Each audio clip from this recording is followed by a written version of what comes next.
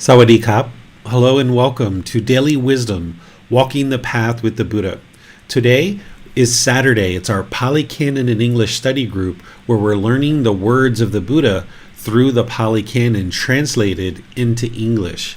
We call it the Pali Canon because that's the original language that they captured the teachings in, at least the version that we have. There's some evidence that shows that the Buddha maybe spoke in a language prior to Pali, but by the time we actually get to the source text that we all source the Buddha's teachings back to, it's in the Pali language. But today, these teachings have been translated into the English language in order to allow us to take advantage of learning in a language that we understand and that we can readily make sense of. So I'd like to welcome all of you to our class today, whether this is the first time you've joined or if you've joined these classes in the past. We study these books. There's a series from volume 2 through volume 13 that have captured the teachings of the Buddha in English and organized them in such a way that we can then do deep study of them independently throughout the week, reading about 10 chapters a week, and then coming together like this in order to talk about them and discuss them. And when we say 10 chapters a week, that might sound like a lot of content for kind of the average book or the average learning material that you might be studying with. But these chapters, some of them are just kind of like a couple of paragraphs. And then there's the explanations that I've provided. And so some of them are maybe 2 pages or even just 1 page, some of them. And of course, some of them are a bit longer. But by and large, it would take somebody about an hour to actually study the 10 chapters and maybe a little bit of extra time beyond that in order to reflect and really spend some time to allow it to soak in. And students all throughout the world are studying 10 chapters a week. And this week, we're moving into volume 4, which is titled Exploring the Path to Enlightenment. So we've been studying chapters 1 through 10 in this book. After we start our class and we get going here, we'll actually be reading each individual chapter out loud with having volunteers, and then I'll teach what the actual content is and then open up to any questions that you guys might have. The way that we start our classes is by doing a brief meditation just to kind of prepare the mind and get ready for the actual studying of the Buddha's words, because the more that you clear out your mind and prepare it for actual studying, then you'll find that you'll be able to retain the teachings for a longer period of time. Being able to retain the teachings for a longer period of time, you can then apply the teachings in daily life to actually experience the results of the teachings. So I'd like to welcome all of you to the class and invite you to join us for meditation. And then if you'd like to stick around after meditation, you'll be able to learn the words of the Buddha, these first 10 chapters of volume 4, and ask any questions or follow-up questions that you might have.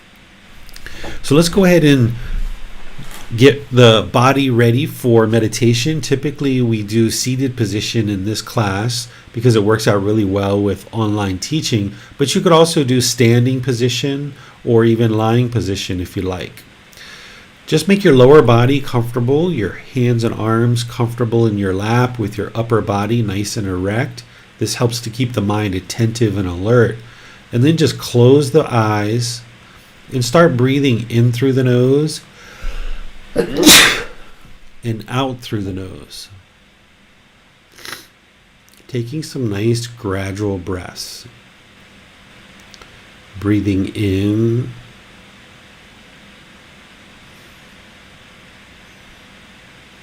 and out.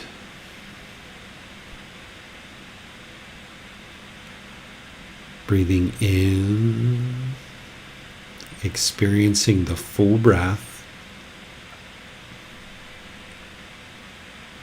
and out. Start fixating the mind on the sound of the breath, bringing the awareness of mind to the present moment by fixating on the breath, either the sound entering the nose or the sensation of air moving into the nose. This is the present moment. Breathing in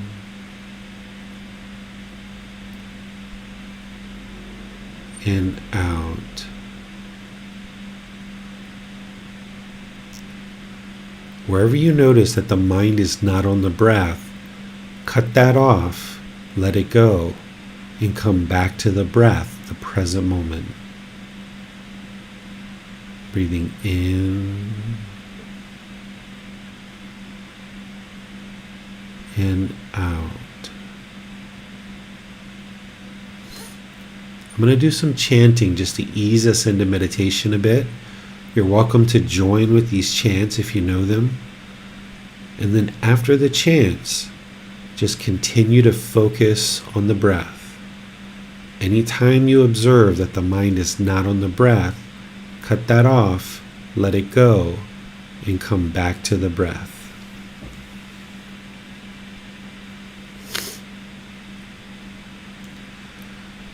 Arahang Samma Sambuddho Bhagava Bhutang Bhagavanhang Apivateyami Savakato Bhagavata Tammo Dhammang Namasami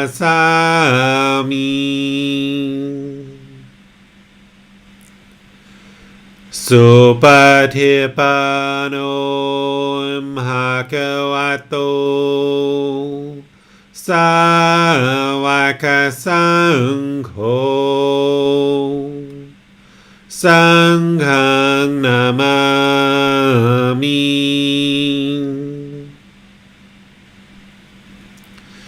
Namo Tassa Bhagavato Arahato Samma Sambuddhassa Namo Tassa Bhagavato Arahato Samma Sambuddhassa Namo Tassa Bhagavato Arahato Samma Sambuddhassa Iti piso bhagava arahang samma sambuddho Vicacaranang sammuno Sakato rokawito Anuttaro purisa Dhamma sati satatawa manusranam Bhuto bhagavati.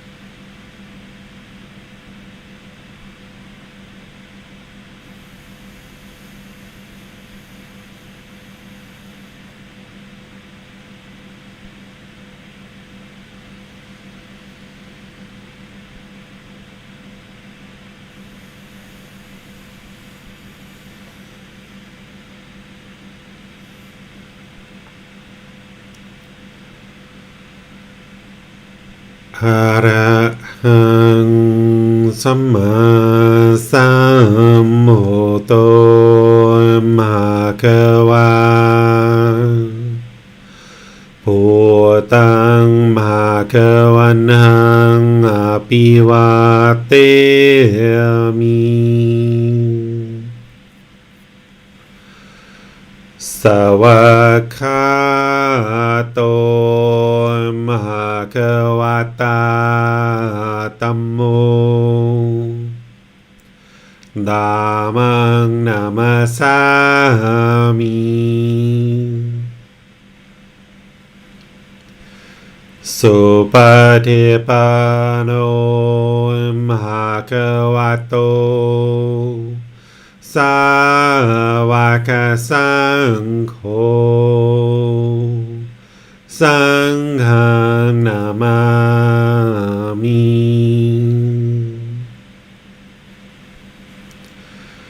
นะโมตัสสะภะคะวะโตอะระหะโตสัมมาสัมพุทธัสสะนะโมตัสสะภะคะวะโต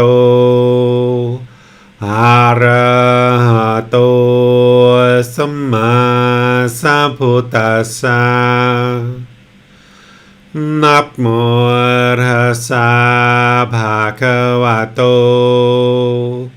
อะระหะโตสัมมาสัมพุทธัสสะอิติปิโสภะคะวะอะระหังสัมมาสัมพุทโธวิจาจารณังสัมมุโนสคาโตโรกาวิโตอนุเตโรปุริสาดามาสติสัตตาตวามนุสนังพุทโธภะคะวาติ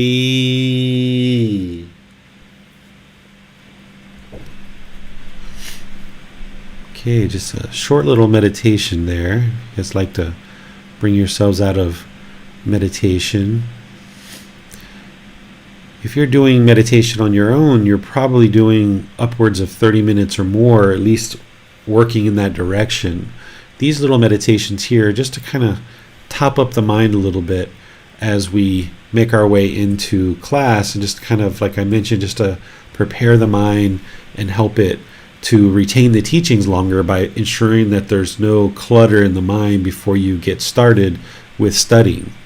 So today we're studying chapters 1 through 10 in volume 4. And if you've got this book, that's wonderful. You can download it. You can get a printed copy through printing it yourself or ordering it on Amazon. If you don't have a copy of this book, you can go to buddhadailywisdom.com and then click on the link for free books, and you'll be able to download volume 4, and you'll be able to follow along either today or reading in the future, and ensure that you can prepare for class so that you come to class with questions and thoughts and get any clarification that you like. We're also going to be displaying these in our class, whether you're in Zoom, on Facebook or YouTube, in the other places that we live stream to. You should be able to actually see the chapters of the book being displayed, so that as a volunteer is reading, that then you'll be able to follow along with the words of the Buddha. And then you'll see that in addition to the words of the Buddha, there's an actual reference that we've developed in order to ensure you have a way to go back to the original source, because these teachings that you're seeing in the book, they're extracts where the Buddha might have been talking before this, he might have been talking after this, and there's this extract just to kind of focus in on one particular teaching. So if you would like to see the original source text, you can use this reference to go back and actually reference it. Then, as part of each chapter, there's an explanation that I've provided to help you understand what the Buddha's teachings are here. His words are very clear and very straightforward, but oftentimes there's some additional meaning and different things that you need to understand in order to understand what the Buddha is actually sharing. So I've provided an explanation to each individual chapter below each part of the Buddha's words. So you'll see that when you download these books or you obtain a printed copy of them, that you'll have the words of the Buddha, you'll have a reference to the original text, and you'll have an explanation as well to help guide your learning. So let's go ahead and turn the class over to the moderators and all the students, that they'll guide us through the volunteers of reading these chapters. After someone reads the chapter, then I'll share some teachings related to the chapter and then open up to any questions that you guys might have. Hello, teacher. Hello. A small amount of existence is not praiseworthy. Monks, just as even a small amount of feces is foul-smelling, so too I do not praise even a small amount of existence, even for a mere finger snap. Monks, just as even a small amount of urine is foul-smelling, a small amount of saliva is foul-smelling, a small amount of pus is foul-smelling, a small amount of blood is foul-smelling, so too I do not praise even a small amount of existence, even for a mere finger snap. All right, thank you, Bassam. This first chapter in volume 4 is the Buddha sharing that he doesn't praise or see it worthy or commendable or admirable to have existence in any kind of realm, including this human realm. Essentially, what he's getting to is he's talking about the cycle of rebirth, because where his teachings lead to is escaping this cycle of rebirth. What enlightenment is the mind will be peaceful, calm, serene, and content with joy, because it's eliminated all discontentedness.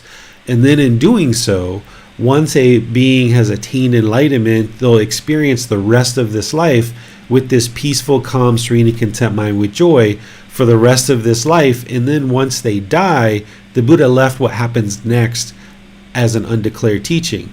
But he did declare that once someone attains enlightenment and dies, they will no longer be reborn. We know that there is no longer any rebirth in the cycle of rebirth, so there is no further existence in the cycle of rebirth. But he didn't share whether there is or there isn't an afterlife after someone attains enlightenment and dies.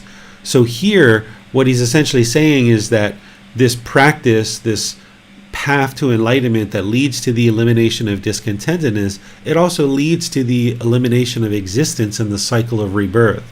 This is really key to understand, and there's other teachings that he shares besides this to help you understand that. But it's really key to understand, because there's some places that you might have heard that the goal of this path is to be reborn. And they might share that the goal is to come back, to be reborn multiple times again and again, and to help as many people as possible to attain enlightenment. And the goal that people share is that their goal is not to attain enlightenment, but instead to help others attain enlightenment and keep coming back as many times as possible in order for that to occur. But when you study the words of the Buddha, you can see that that's not true. Even though people might say that that particular aspect of teaching and what they understand is Buddhism, it's actually not what the Buddha taught. And you can see that clearly here, and you can see it in other parts of his teachings as well, where he didn't teach that once we attain enlightenment, we're going to come back into existence. Or he also didn't teach that one should aspire for rebirth. That's not what's going to lead to the ultimate solution of solving this problem. The ultimate problem that unenlightened beings have is, yes, there's a discontentedness in the mind, which is because of craving, anger, and ignorance, or this unknowing of true reality. These 10 fetters, this pollution of mind, is what's causing the discontentedness and continuous challenges in the mind.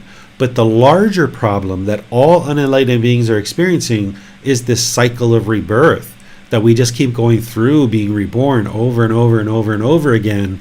We're roaming and we're wandering through this cycle of rebirth countless times, hindered and struggling and having difficulties because of our ignorance or this unknowing of true reality, this lack of wisdom. So by gaining the wisdom of the Buddha's teachings, we train the mind to move beyond this discontentedness, to eliminate this discontentedness. And having done so, the mind will be peaceful, calm, serene, and content with joy. But we will have also solved not only that problem, but this bigger, larger problem of continuous rebirth and the cycle of rebirth.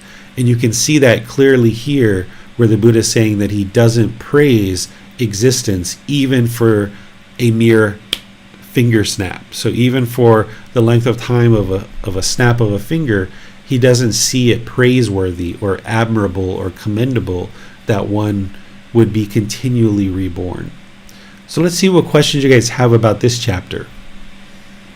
Let's go to Manan. Hello, Teacher David. Would you please help describe what the Bodhisattva and the importance of the Bodhisattva is? I don't really know much about the Bodhisattva because it's not part of this tradition of teachings. The Theravada Buddhist teachings, Theravada means teachings of the elders, and what people consider the Theravada teachings to be is the form of Buddhism that existed closest to the lifetime of the Buddha. We use the Pali Canon as our source text, and we aren't interested in modifying or changing the Buddhist teachings because it's a Buddha that actually awakens, discovering and declaring the path to enlightenment, and then everyone else learns from the Buddhist teachings in order to awaken their mind. So in the Theravada tradition, we study the words of the Buddha, and we look at him as being the originator, the discoverer, the declarer of the path to enlightenment, and we're not interested in making modifications. This Bodhisattva perspective that you'll hear in other traditions of Buddhist teachings is something that came after the Buddha's death and something that people changed. And I know very little about it, but what I do know about it is the goal of that approach is that an individual takes a vow, and in this vow they kind of agree that they're not going to attain enlightenment until everyone else attains enlightenment. And once everyone else attains enlightenment, they will then decide to attain enlightenment. And their goal is to keep coming back and being reborn over and over and over again and helping everyone else to attain enlightenment. But this is not true. It's not true reality, because how could you ever help somebody else attain enlightenment if you haven't attained enlightenment yourself? It's kind of like, how could you teach someone to drive a car if you've never driven a car yourself? Or if you were interested in learning how to drive a car, would you hire someone that has driven a car and done that for 15, 20 years and has been certified as a teacher to actually drive a car and teach how to drive a car? Or would you go to someone who's never driven a car before? So from that perspective, you can see that this thinking falls apart. From the other perspective is that if everybody takes a vow that they're not going to attain enlightenment until somebody else attains enlightenment, then that means the entire world is sitting around waiting for everyone else to attain enlightenment. And now everybody in the world is waiting. Who's going to get enlightened first in order to kind of ensure that everybody can get enlightenment? So when you start looking at how this is put together, and you look at the original words of the Buddha, of what he actually taught, you can see that the Bodhisattva perspective and the way that that's being taught is not the true teachings that the Buddha taught. It's not part of the path to enlightenment. But the challenge is because of impermanence and constant change from the death of the Buddha until now, 2,500 years of impermanence, people have gradually, slowly changed the teachings to kind of meet certain perspectives, and then they kind of call it Buddhism, but it gets lost, and people get lost on this path because they might believe that this is the path when it's really not. And this is why it's really important to base your practice on the original source text of the Buddha, so that you can see the words of the Buddha and what he actually taught, and then you can learn, reflect, and practice that. As you do, you see the observations of how the condition of your mind and the condition of your life is improving, because when you're learning and reflecting and practicing the actual words of the Buddha, they work to improve the condition of the mind, and discontentedness gradually extinguishes. But if you weren't learning, reflecting, and practicing the words of the Buddha, you're not going to see that progress in the condition of the mind. So here, what I feel is really important, and also what the Theravada tradition feels is important, is not to believe the teachings. Don't have any belief. Don't be interested in coming back and being constantly reborn, but instead learn, reflect, and practice through determination, dedication, and diligence. And as you do, you'll train the mind, you'll eradicate the pollution of mind, and you'll observe for yourself that the condition of the mind is gradually improving. And this is how people knew that the Buddha was in fact a Buddha during his lifetime, because he delivered teachings, and as he delivered teachings, people learned those, reflected, and practiced, and they could see the condition of their mind was improving. They didn't believe that he was a Buddha. They knew with 100% certainty that their mind was angry and frustrated and had guilt and shame and fear and boredom and loneliness and shyness, all these other discontent feelings. And when they learned from this gentleman, they reflected on his teachings and they practiced, they could see the condition of their mind gradually improving. And that's how they knew that, aha, this gentleman is an actual Buddha, because he attained enlightenment by himself without any help. He declared teachings during his lifetime, dedicated the rest of his life to helping as many people as possible to attain enlightenment. And during his lifetime, countless people did attain enlightenment. And then after his death, his teachings were left behind in such a way that countless more people could attain enlightenment. So it's only a Buddha's teachings that would actually guide individuals to enlightenment. If we modify or change or we introduce these other things that you might see in the world, these are going to be very detrimental to anybody who chooses to change and modify the teachings, and anyone who chooses to learn and practice those modified teachings. It's going to cause harm and challenges because they're not actually learning and practicing the true teachings of the path to enlightenment as declared by a Buddha. So I'm sorry that I don't know a whole lot about that, but it's just because it's not part of what the Buddha actually taught Manal. Okay, thank you, Teacher David, for clarifying. You're welcome. Well, so it's clear that existing in the lower realms is really painful. So here the Buddha is motivating practitioners to do the work to escape having rebirth in the lower realms and maybe having rebirth in the hidden realm. Yeah, the Buddha didn't encourage rebirth anywhere at all. So even though you'll see in the Buddhist teachings where he talks about rebirth in the lower realms, and he even talks about rebirth in heaven, he talks about rebirth into the human realm as well. Even though you'll see him talk about this and you'll see him teaching that, it's actually not the ultimate goal of this path. If you can imagine learning and starting to progress on this path, well, okay, a Buddha is going to teach what it takes to get to enlightenment and explaining very clearly what enlightenment is and how to get there. But even in studying with an actual Buddha, not everybody is going to attain enlightenment, even when studying with an actual Buddha. And it doesn't have anything to do with studying with an actual Buddha. It has to do with the application of the teachings, the condition of the person's mind before actually starting to learn. It's a matter of how much dedication and diligence someone applies to the path. So not everyone's going to attain enlightenment, even when studying with the Buddha. So one of the questions that often comes up is, okay, teacher, or okay, Mr. Buddha, if I learn with you and I practice with you and I progress on this path, but I don't attain enlightenment, what happens? And that's part of the Buddhist teachings, is helping you to understand what would happen if you don't attain enlightenment this life, but you do learn and practice.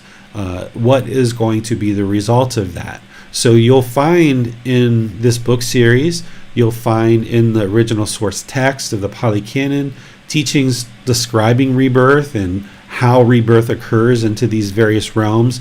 But always keep in mind that the ultimate goal of this path is to not experience rebirth, but instead is to apply dedication and diligence to learning and practicing in this life so that you can extinguish discontentedness, completely eliminate from the mind any discontentedness, experiencing that peaceful, calm, serene, and content mind with joy. But should you not experience that in this life, you will still experience a gradual improvement to the condition of the mind, but you just ultimately may not get to enlightenment. And should that not occur, then in your next rebirth, it's going to be an improved rebirth, and potentially either in this human realm or in the heavenly realm. But these realms are not permanent, including heaven. It's not a permanent place to exist.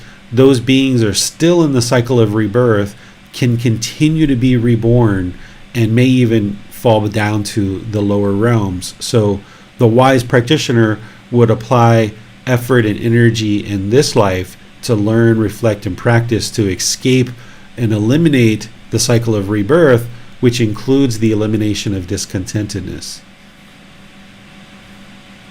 Thanks, teacher. No more question. All right. So moving on to chapter 2. Let's go to Miranda.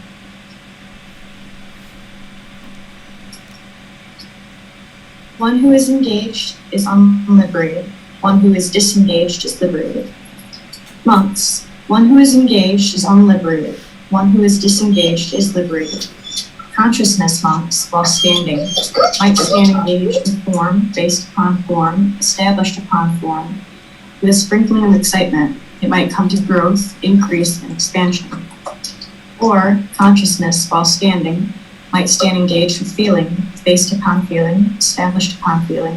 With a sprinkling of excitement, it might come to growth, increase, and expansion. Or, consciousness, while standing, might stand engaged with perception, based upon perception, established upon perception. With a sprinkling of excitement, it might come to growth, increase, and expansion. Or, consciousness while standing might stand engaged with volitional formations, choices and decisions, based upon volitional formations, established upon volitional formations. With a sprinkling of excitement, it might come to growth, increase, and expansion. Monks, though someone might say, separated from form, separated from feeling, separated from perception, separated from volitional formations, I will make known the coming and going of consciousness, its passing away and rebirth. Its growth, increase, and expansion is impossible. Monks, if a monk has abandoned desire for the form aggregate, with the abandoning of craving, the basis is cut off. There is no support for the establishing of consciousness. If he has abandoned desire for the feeling aggregate, for the perception aggregate, for the volitional formation aggregate, for the consciousness aggregate, with the abandoning of craving, the basis is cut off. There is no support for the establishing of consciousness. When that consciousness is unestablished, not coming to growth, non-generative, the mind is liberated. By being liberated, the mind is steady. By being steady, the mind is content. By being content, one is not agitated. Being unagitated, one personally attains nirvana. One understands, destroyed is birth, the holy life has been lived. What had to be done has been done. There is no more for this state of existence. All right. Thank you, Miranda. So here, this gives us a further explanation of what we were just talking about, but it dives into more detail. Here, when you see the word engaged, you should think of craving, desire, attachment. That's what the Buddha is talking about here. So when he says monks, one who is engaged is unliberated, what he's saying is one who has craving, desire, attachment is unliberated, meaning the mind is not free. It's not free of these strong feelings. It still has discontentedness. One who is disengaged, or in other words, one who is practicing non-craving, non-desire, non-attachment, is liberated. The mind is free. It no longer experiences discontentedness. So you might need to replace that through this chapter in order to help you understand it a bit better. Then he goes on and he says, consciousness, monks, while standing, what consciousness is the mind. So the mind while standing might stand craving with form. Form is what you see with the eyes. or actually here we're talking about the five aggregates. So what he's talking about in this form is he's talking about the physical body, right? So it might stand craving and holding on to this physical body, based upon form, established upon form, with a sprinkling of excitement. Whenever you see excitement, what you should think is pleasant feeling. Even though he's talking about excitement, he's using that. What he's indicating is he's indicating pleasant feelings, which is happiness, excitement, elation, thrill, euphoria, all of these pleasant feelings that arise in the mind based on craving, desire, attachment. It's part of a discontent mind. It might come to growth, increase, and expand. So what he's essentially saying is, based on craving, desire, attachment, if we have craving, desire, attachment for this physical body, then we might actually experience excitement, and it might grow, it might increase, and it might expand. So this is discontentedness, an uncalm mind. The mind is shaken up when it's experiencing those pleasant feelings. It can't be in the middle if it's on one side experiencing these pleasant feelings. And then conversely, if it's on the other side, which is painful feelings, it's also shaken up there too, with sadness, anger, frustration, and other forms of painful feelings. So the goal of this path is to bring the mind to the middle, eradicating craving, desire, attachment, so it can be free, or it can be liberated from these strong feelings. So that's what he's pointing to here. And he says that with form. He also says this with feelings. That's the next paragraph. He then talks about it and based on perceptions. Then he talks about it as volitional formations, or choices and decisions. So these are the five aggregates: form, feeling, perception, volitional formations, and consciousness. And once a being fully purifies the mind, eradicating pollution of mind, then the mind is actually enlightened. And part of that is not clinging or not holding on to these five aggregates, this existence. So back in that previous chapter where he says he doesn't praise existence even for a finger snap, what he's sharing there in this teaching and others as well, as you learn more about his teachings, is not to cling and crave these five aggregates. Because as you do, it's going to cause discontentedness in the mind. If you crave or you cling to this physical body, when you experience impermanence because of the aging process, then you're going to be craving and clinging to the physical body in its youthfulness, and now you're going to cause yourself discontentedness because you're going to be discontent that the body's aging when you're holding on to this youthfulness. Or if you have certain feelings that arise in the mind and you cling and you crave those certain feelings, then you're going to experience discontentedness. Or certain perceptions. Perceptions are your opinions and views of the way things seem to be.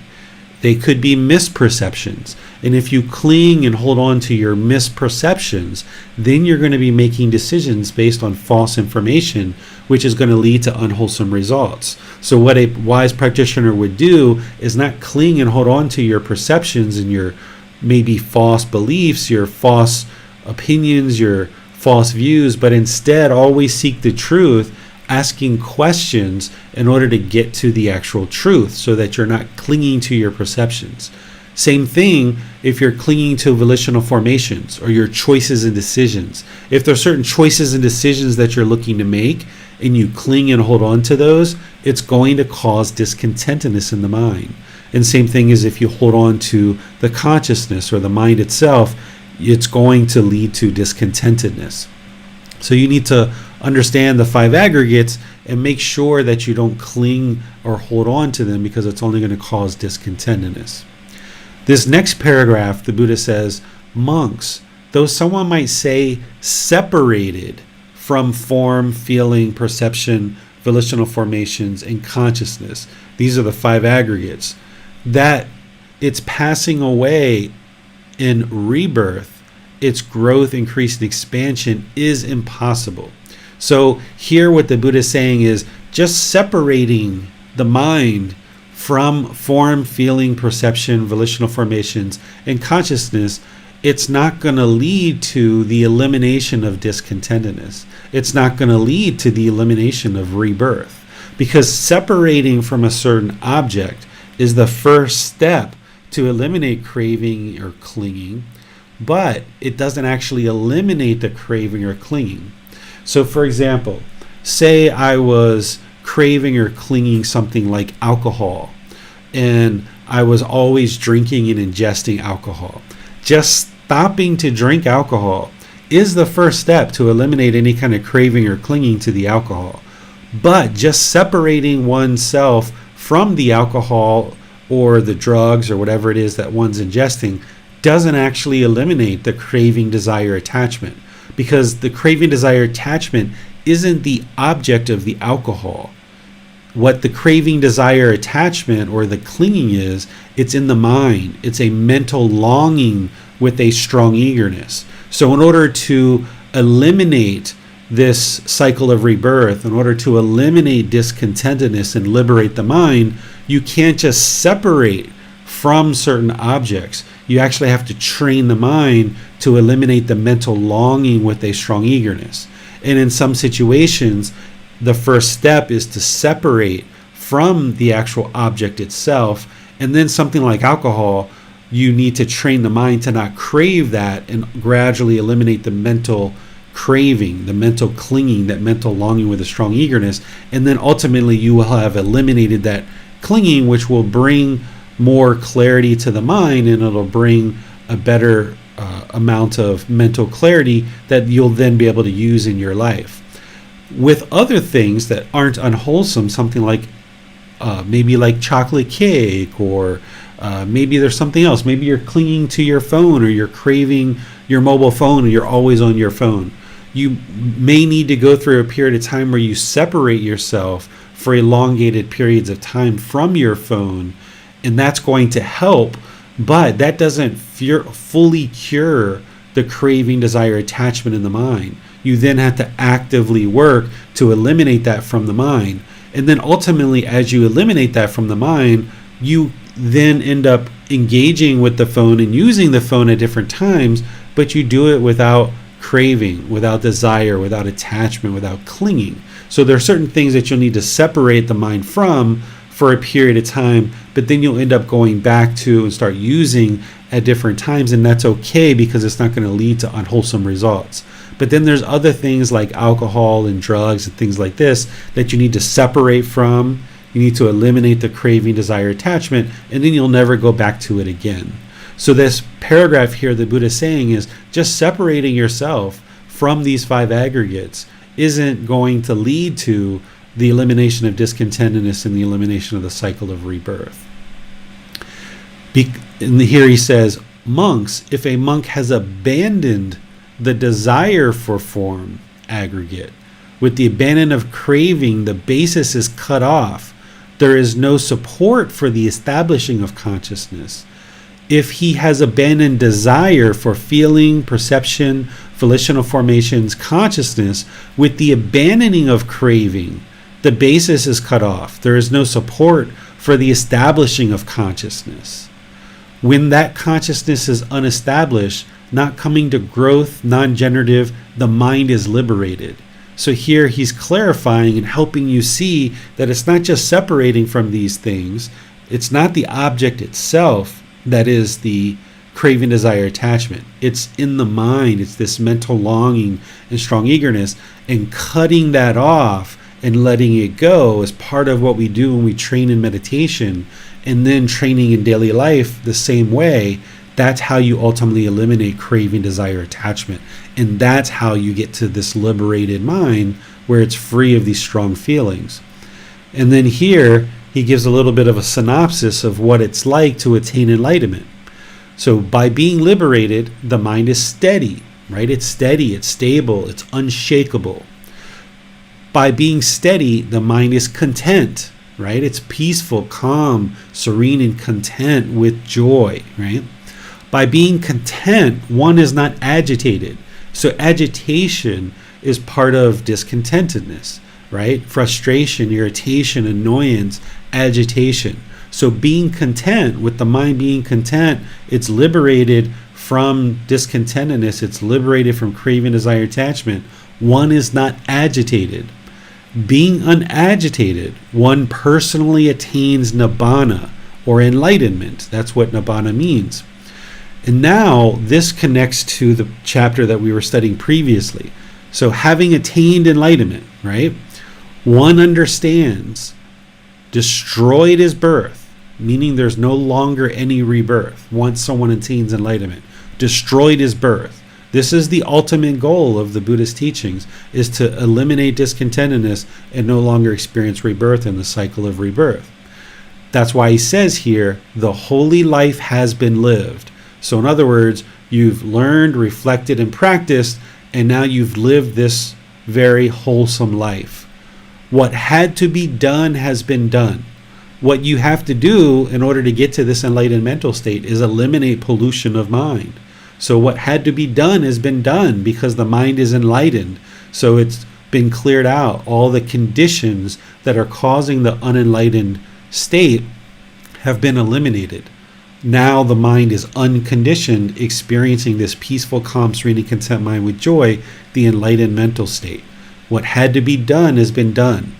There is no more for this state of existence. So there's no more existence in the cycle of rebirth. That's what he's sharing is the goal of his teachings. That's the path to enlightenment. So when you hear somebody teach that the goal is to come back and be reborn multiple times, if you understand the words of the Buddha and what he actually taught, you can see that that's not what he taught. That his path leads to the ending of discontentedness, where the mind is enlightened, experiencing that steady, content, non-agitated or unagitated mental state is enlightenment. And having done so, one will no longer be reborn in the cycle of rebirth and not experience existence any longer in the cycle of rebirth.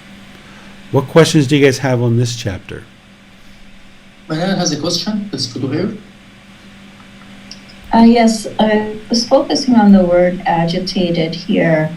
Could I interpret the word agitated to mean, or in this phrase, in this line here, by being content, one is not agitated? Could this also be interpreted further to include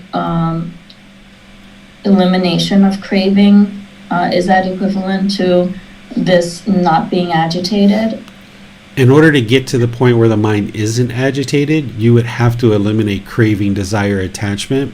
So that's what he's talking about back here, where he's saying abandoning desire, right? This is abandoning craving and desire for the form aggregate and everything else too, not just these 5 aggregates, but you need to eliminate craving, desire, attachment for all things. That's the mental longing and strong eagerness. So you'll still have a boyfriend, girlfriend, husband, wife, children, a car, a house. You know, if you're a household practitioner, you still have these things, but you just have to train the mind to not have this mental longing, strong eagerness, craving permanence. And having done so, that's where one then has a liberated mind. The mind is steady, content, and not agitated.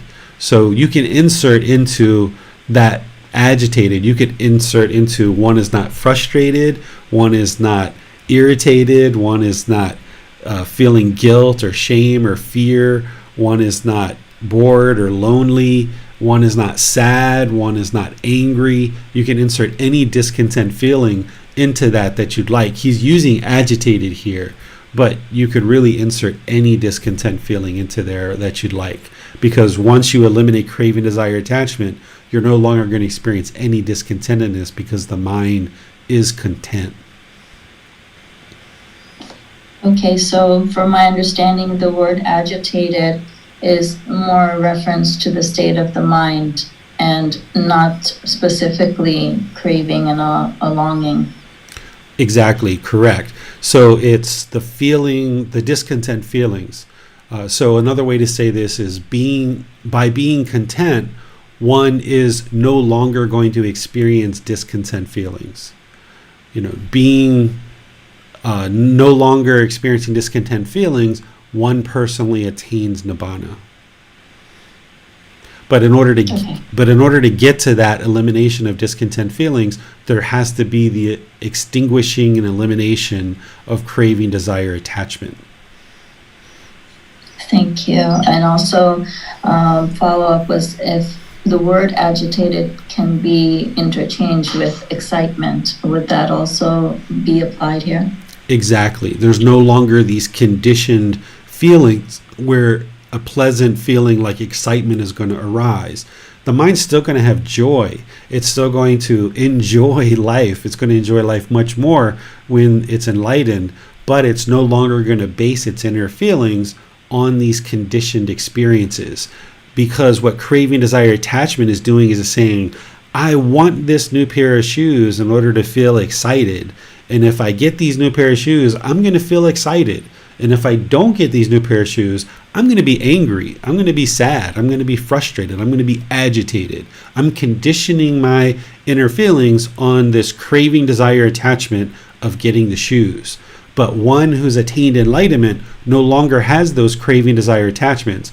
They're going to still have the pair of shoes, the object of the shoes, but they're just not going to have the longing and strong eagerness. So if they go to the store and the store doesn't have the shoes in stock that they would like to get, an enlightened being is going to be like, all right, no big deal.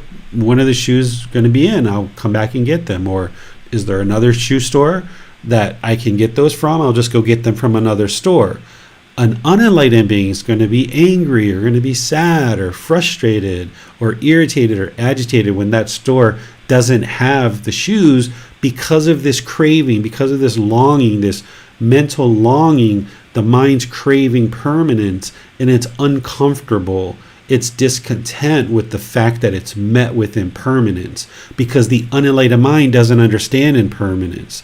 The mind is longing with a strong eagerness for these pleasant feelings to get those shoes. And when it meets with impermanence, it doesn't understand it, it doesn't like it. And that's where the unenlightened mind reacts with something like agitation or irritation or frustration or anger. So one who's eliminated that craving, desire, attachment is no longer going to experience those strong feelings because it's not seeking pleasant feelings and acquiring this object. This object of the new shoes is just something that they use in order to progress in the world and protect the feet. It's not seen as a mechanism for experiencing these conditioned pleasant feelings like excitement. Thank you.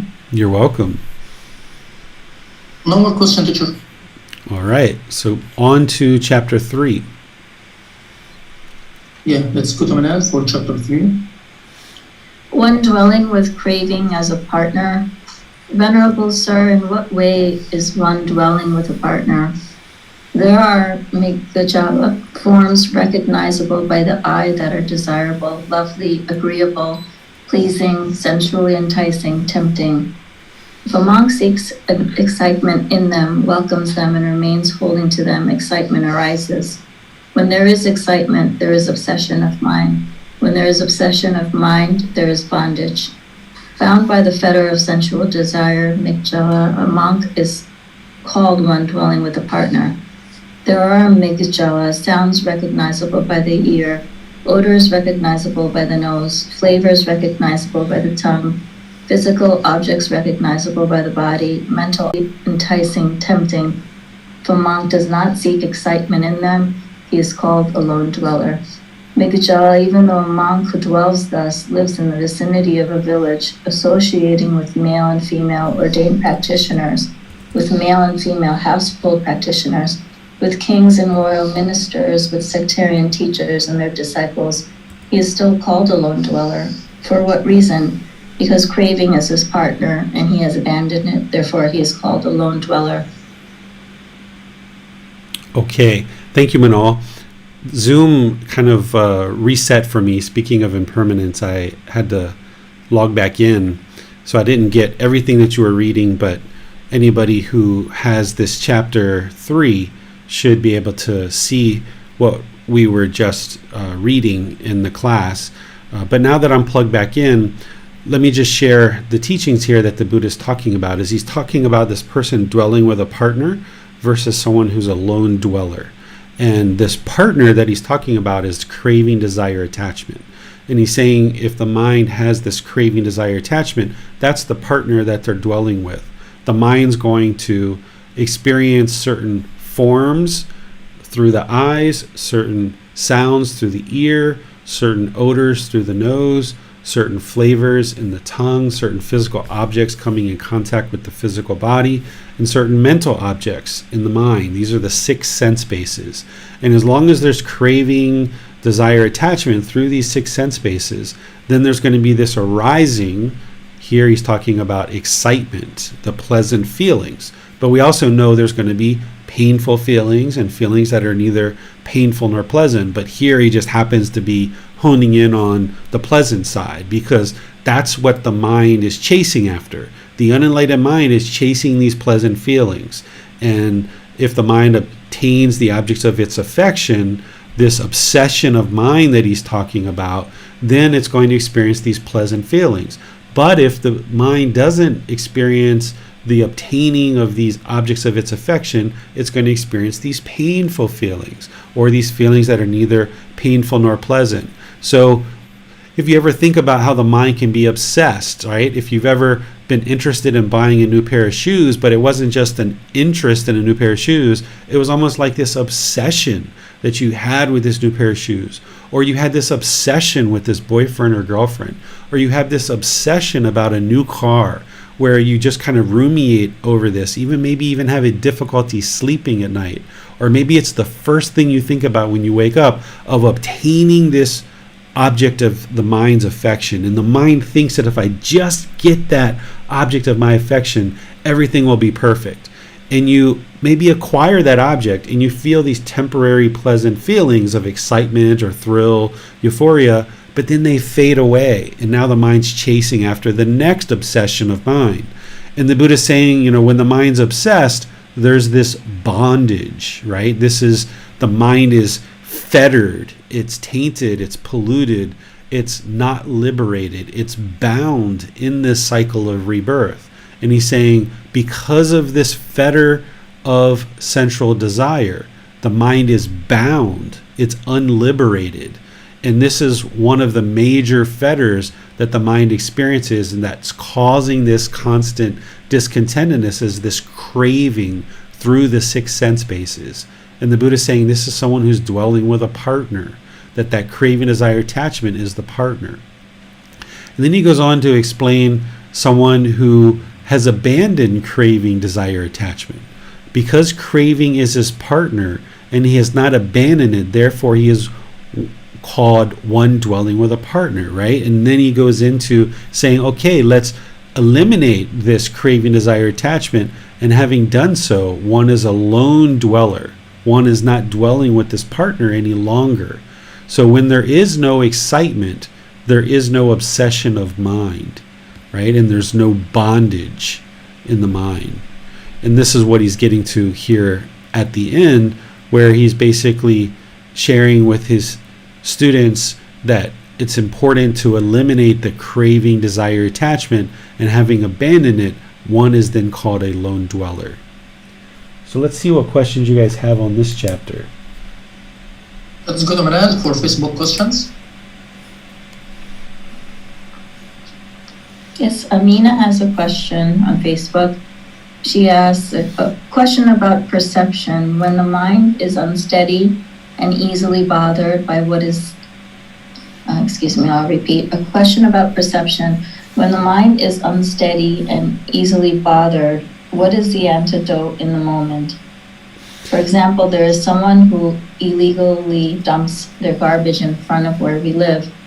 Usually I try to clean it, but today the mind was attached to controlling how others behave, and this is unwholesome.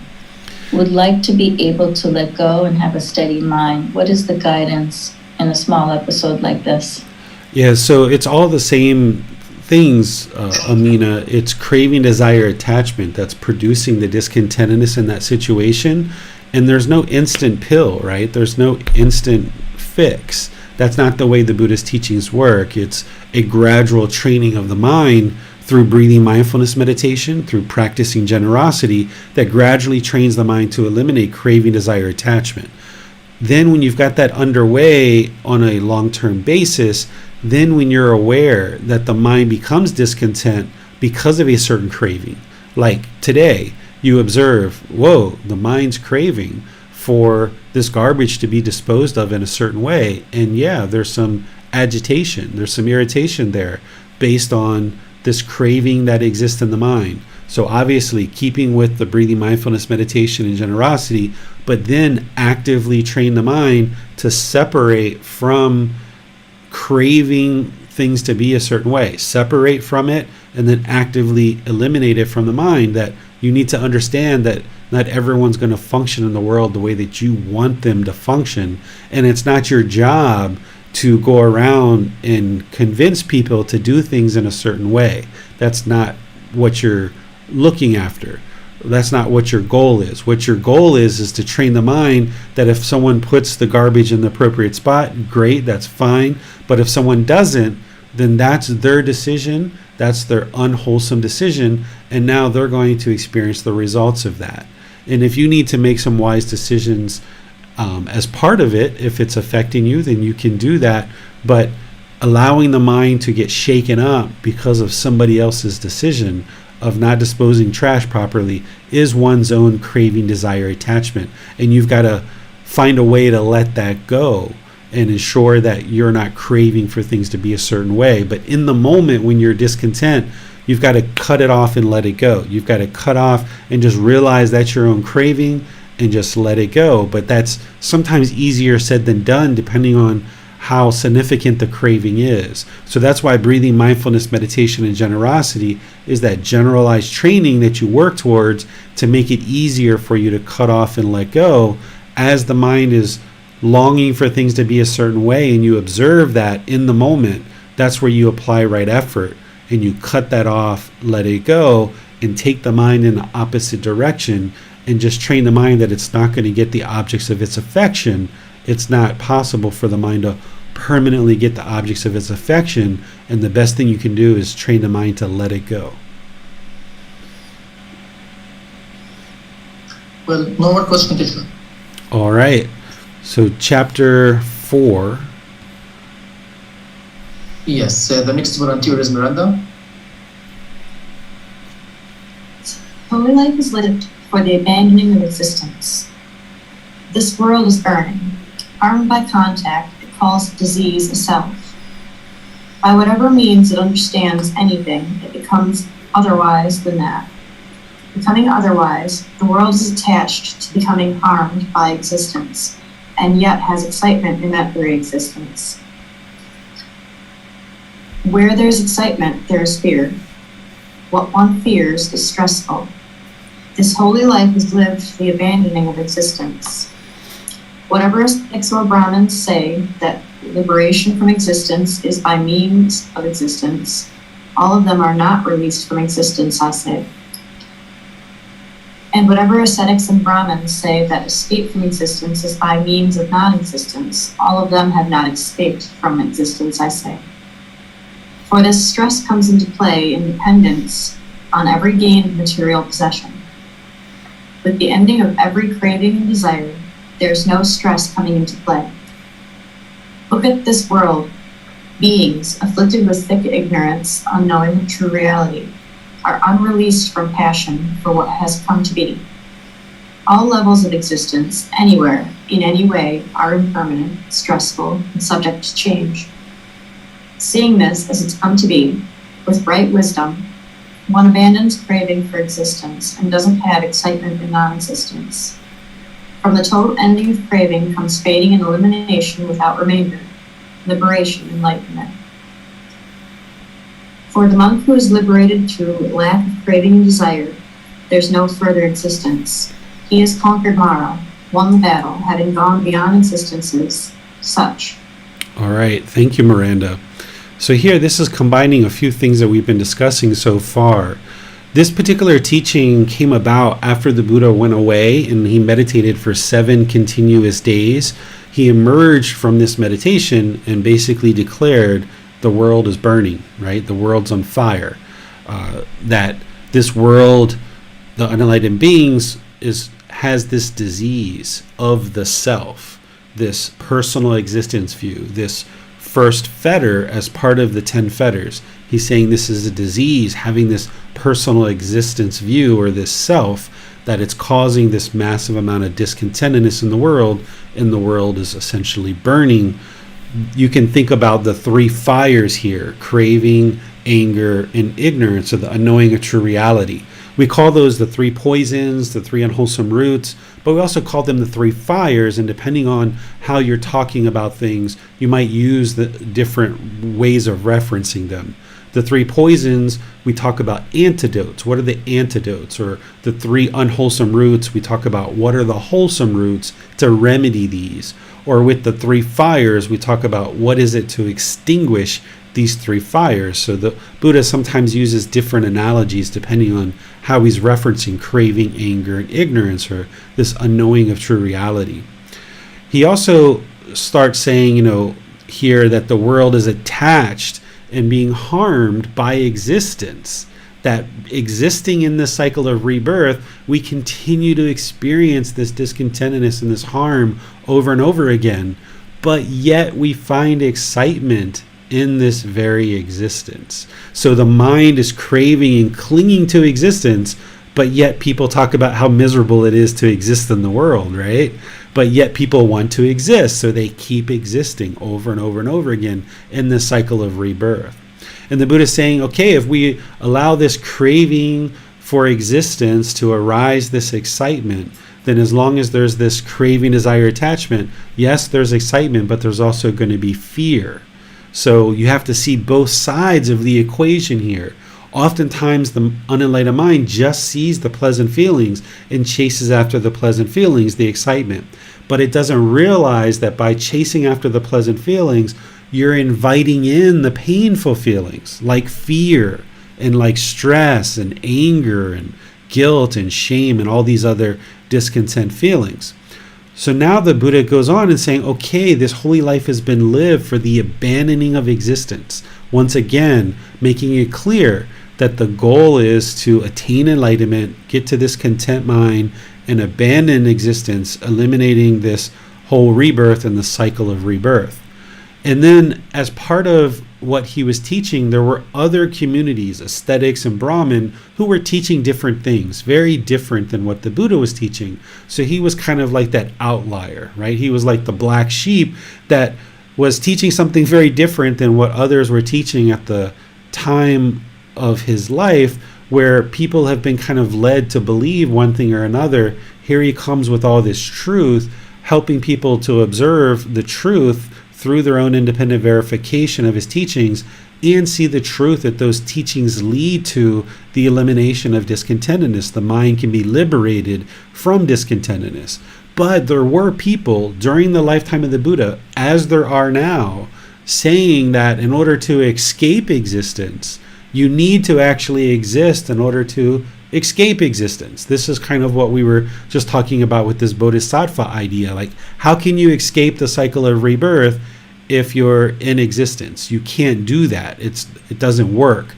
So the Buddha is saying here, whatever ascetics or Brahmins say that liberation, that enlightenment, or this freedom from existence is by means of existence. By existing in this world, you're going to eliminate existence in this world. All of them are not released from existence. So he's saying, that's not the truth. And whatever ascetics or Brahmins say that escape from existence is by means of non-existence, they also haven't escaped existence. So the Buddha didn't teach that once you attain enlightenment, that you're no longer going to exist anywhere. That's an undeclared teaching.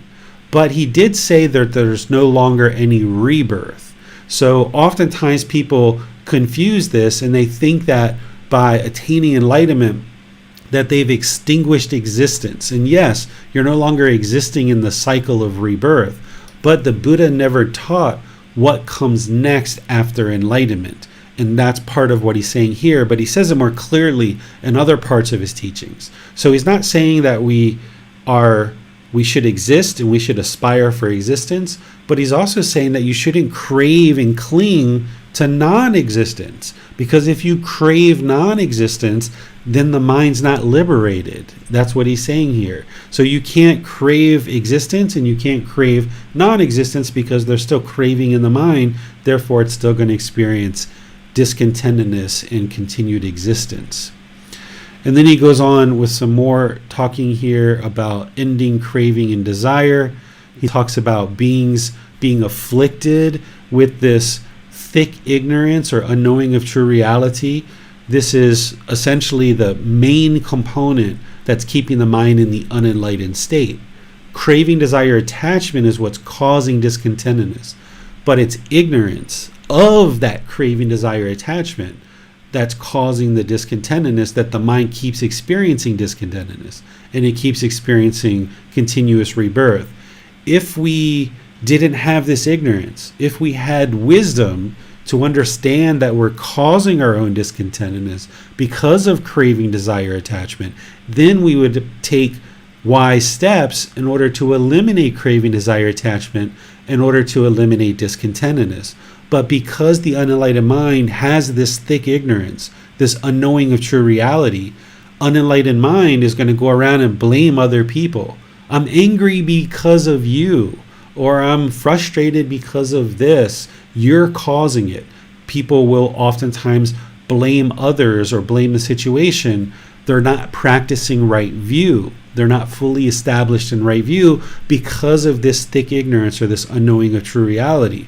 But when we eliminate this ignorance through wisdom, learning and practicing and verifying the teachings of the Buddha, then we understand, aha, we have the wisdom. We know it's craving, desire, attachment, our own craving, desire, attachment that is causing the discontentedness. Therefore, let's eliminate that in order to eliminate the discontentedness. It's not other people that are causing us to be angry. It's our own craving, desire, attachments, not getting the objects of our affection. The mind is obsessed with certain objects, and as long as that's allowed to exist in the mind, it's going to continue to experience discontentedness and continue to experience existence in the cycle of rebirth. So seeing this, understanding craving, desire, attachment is the problem, with right wisdom, being able to see that, one abandons craving for existence and does not excite in non-existence. So it doesn't take pleasure, because if there's excitement in non-existence, then that means there's still craving, desire, attachment there. The mind is not in the middle. From the total ending of craving comes fading and elimination without remainder, liberation. So here he's explaining craving, desire, attachment eliminated from the mind is going to lead to freedom of strong feelings. It's going to lead to liberation of mind. It's going to lead to enlightenment. For the monk who is liberated through lack of craving, desire, there's no further existence. He's making it very clear here that someone who's eliminated craving, desire, attachment is no longer going to experience this continuous existence in the cycle of rebirth. He discusses in other teachings that craving is the fuel that causes rebirth. When that fuel has been extinguished, there's no longer any rebirth.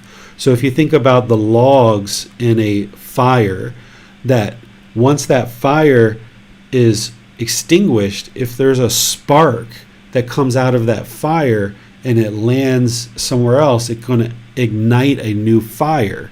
That's essentially what craving, desire, attachment is if you get to the end of this life and there's this spark of craving, desire, attachment, if there's this longing with a strong eagerness at the end of this life, that's the spark that then gets carried by the wind, and now it ends up igniting a new fire.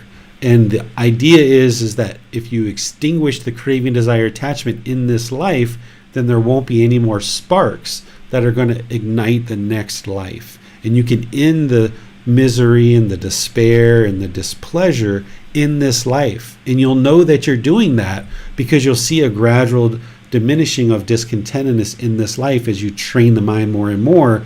And it's just a matter of doing that more and more. So back to, Amina's question is, when you observe these arising of discontentedness, just continue to stay dedicated to your practice.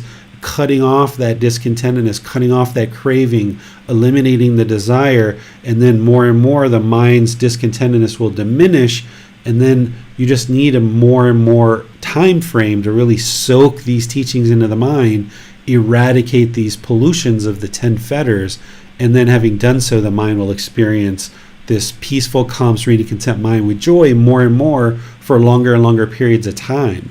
And then when you go 1 year, 2 year, 3 years without any discontentedness, then you'll know that the mind is enlightened and there's no further existence. There's no further discontentedness in this life, but there's not going to be a next life to experience more discontentedness. All of that is done and over with.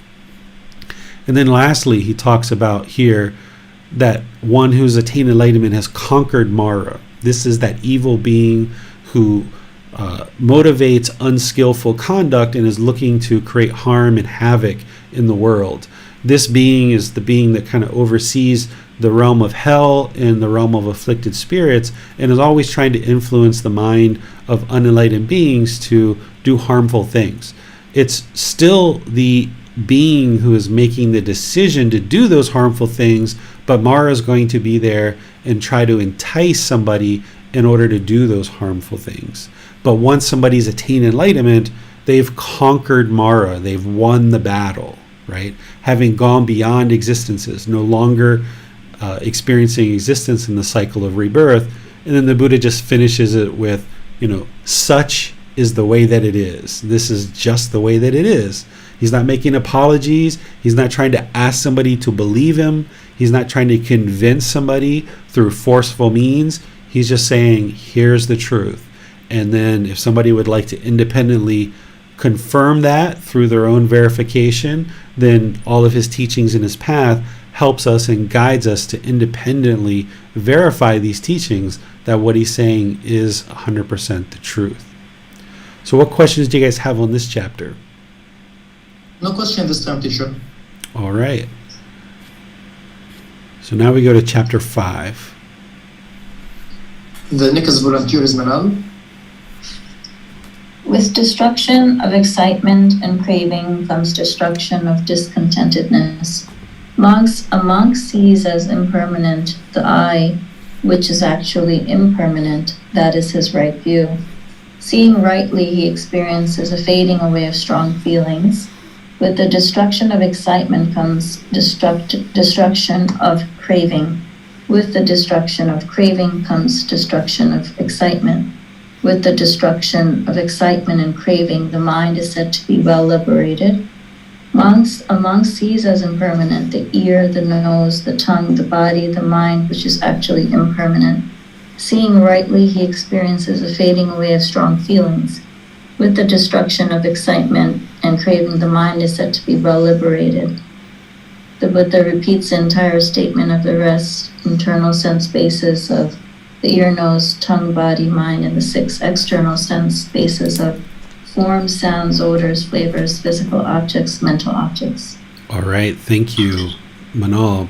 So here, this is where the Buddha is saying, cut off and let go of those conditioned pleasant feelings. He's talking about excitement, but you can put happiness, excitement, elation, thrill, euphoria, any of these conditioned feelings, that when there's craving, desire, attachment, it's going to arise these pleasant feelings. The mind is craving these pleasant feelings.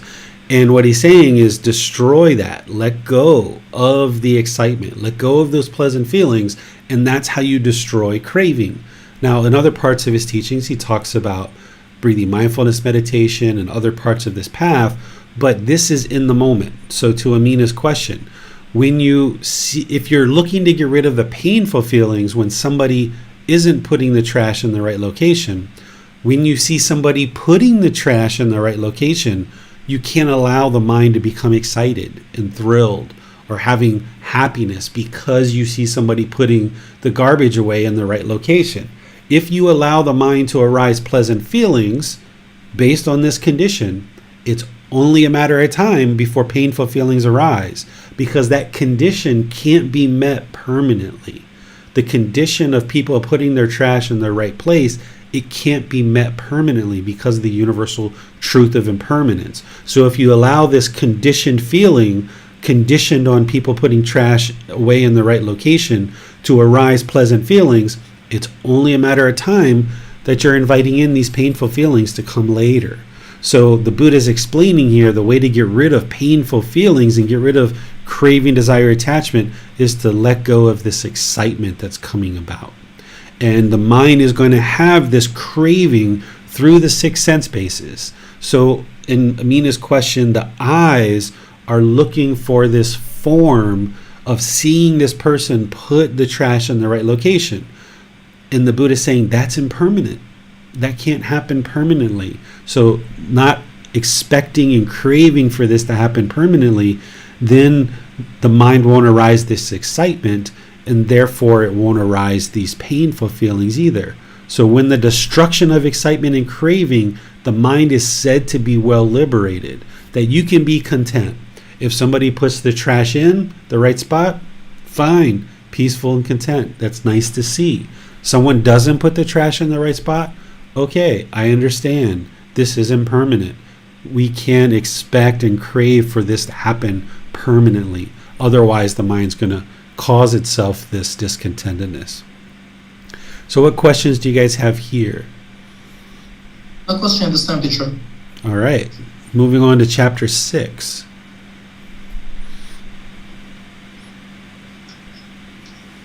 With the elimination of excitement comes the complete destruction of discontentedness. Puna, there are forms recognizable by the eye that are desirable, lovely, agreeable, pleasing, sensually enticing, tempting. If a monk does not seek excitement in them, does not welcome them, and does not remain holding to them, excitement is eliminated in him. With the elimination of excitement, puna, there is the elimination of discontentedness, I say. There are puna sounds recognizable by the ear, odors recognizable by the nose, flavors recognizable by the tongue, physical objects recognizable by the body, mental objects recognizable by the mind that are desirable, lovely, agreeable, pleasing, sensually enticing, tempting. If a monk does not seek excitement in them, does not welcome them, and does not remain holding to them, excitement is eliminated in him. With the elimination of excitement, puna, there is the elimination of discontentedness, I say. All right, this is what we were just talking about, that in order to eliminate discontentedness, we need to eliminate these conditioned pleasant feelings. As long as the mind is longing with this strong eagerness for these desirable, lovely, agreeable, pleasing, sensually enticing and tempting experiences through the eye, the ears, the nose, the tongue, the bodily contact, and the mind, those six sense bases, as long as we welcome those pleasant feelings into the mind and remain holding on to them, then the mind's going to keep experiencing these conditioned pleasant feelings, these conditioned painful feelings, and these conditioned feelings that are neither painful nor pleasant. So the way to eliminate the discontentedness is to eliminate the mind welcoming and holding on to these pleasant feelings. So in Amina's case, like I mentioned, when you see somebody that is putting away the trash in the right location, that's desirable, that's lovely, that's agreeable, that's pleasing, that's sensually enticing and tempting, to allow the mind to be like, oh wow, look, someone's putting the trash away in the right location. You can't do that, because as you do, the very next person, that condition can't be met permanently, so now the painful feelings come in. So you've got to get to the point where you understand this so well that you don't just apply it to the neighbors putting the trash in the right location, but you apply it to all things. You know, your child cleaning their room, your child having good grades. While we aspire for these things to happen, if we crave them and we cling to them and we welcome these desirable, lovely, agreeable, pleasing things into the mind, when they happen the way we want, the mind experiences these pleasant feelings, but they're not permanent. Our children won't clean their room and keep it tidy permanently. They're not going to permanently get good grades necessarily. So if we cling to those things and welcome them into the mind, then it's only a matter of time before these painful feelings come in, because the mind is conditioning its feelings on some impermanent condition. So the Buddha is here saying, with the elimination of excitement, another way to say that is, with the elimination of longing for these pleasant feelings, Puna, there is the elimination of discontentedness. That's the whole key. Observing those pleasant feelings that the mind's chasing after. By not welcoming them and not clinging to them and holding on to them, then you'll avoid any painful feelings. What questions do you guys have on this chapter? Well, so with experiencing excitement, I'm just trying to make sure of this understanding. With experiencing excitement, the mind will actually experience 2 times discontentedness, being away of the middle.